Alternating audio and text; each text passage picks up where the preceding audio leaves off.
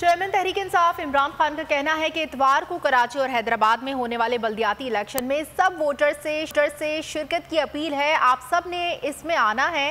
बल्दियाती इंतखाबात के हवाले से जारी खुसूसी पैगाम में इमरान खान का कहना था कि हमारा मुकाबला इन जमातों से है जो 30 साल से मुल्क का खून चूस रही है।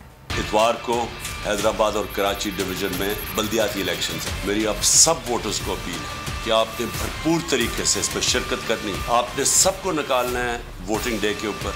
तहरीक इंसाफ का मुकाबला उन सारी जमातों से है जो 30 साल से इस मुल्क का खून चूस रही। आपने अपने वोट के जरिए साबित करना है कि ये नए पाकिस्तान एक उस दौर का वक्त आ रहा है जब एक बिल्कुल मुख्तलिफ किस्म की सियासत होगी, जो कि एक वो सियासत होगी जो पाकिस्तान को इंशाल्लाह एक अरूज के ऊपर लेके जाए।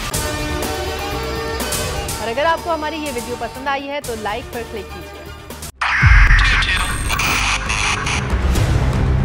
2022 बहुत सारे तोहफे भी देखे गया पाकिस्तान की आवाम को। पाकिस्तान की आवाम को एक तोहफा ये दिया कि आवाम को पता चल गया कि पाकिस्तान का मीडिया क्या है। साल 2022 में सबसे ज्यादा देखे जाने वाला चैनल बोल न्यूज रहा नंबर 1। हमने बहुत सारे शोज और ट्रांसमिशंस की। पूरा साल मुसलसल जदोजहद में निकल गया कि ये वोट ऑफ कॉन्फिडेंस के पीछे कौन लोग थे।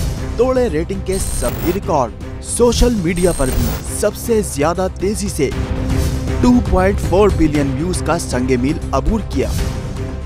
एंकर्स को भी आवाम में सबसे ज्यादा मकबूलियत मिली और सोशल मीडिया पर भी बोल रहा सब पर भारी।